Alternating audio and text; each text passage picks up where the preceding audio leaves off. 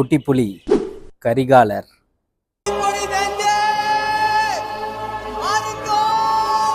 கணவர் இளஞ்சென்னி போர்ல மரணிச்ச வழியை விட பெருசில்ல திருமாவளவனை கருவுல சுமக்கிற அழுந்தூர் ராணியோட வழி.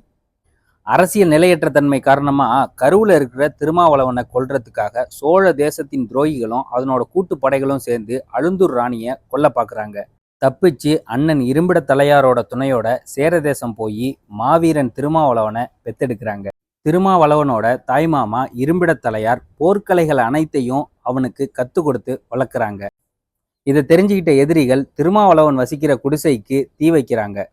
காலில் தீக்காயத்தோட தப்பிச்ச திருமாவளவனுக்கு கரிகாலர் அப்படின்ற பேர் வருது. கரின்னா யானைன்னும் காலன்னா யமன்னும் யானையின் மேல் வரும் யமன்னும் சில பேர் சொல்றாங்க.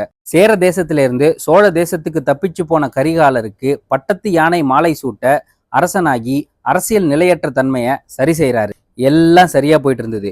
குட்டி புலிய ஈஸியா போர்ல கொன்னிடலான்னு சேர மன்னனும் பாண்டிய மன்னனும் போர் தொடுக்க பிளான் பண்றாங்க. குட்டி புலி கரிகாலரையே கொல்ற அளவுக்கு யார் அந்த சேர மன்னனும் பாண்டிய மன்னரும்? உங்களுக்கு தெரிஞ்சா கமெண்ட்ஸ்ல சொல்லுங்க. போற இந்த குட்டி புலி எப்படி எதிர்கொள்ள போறாரு?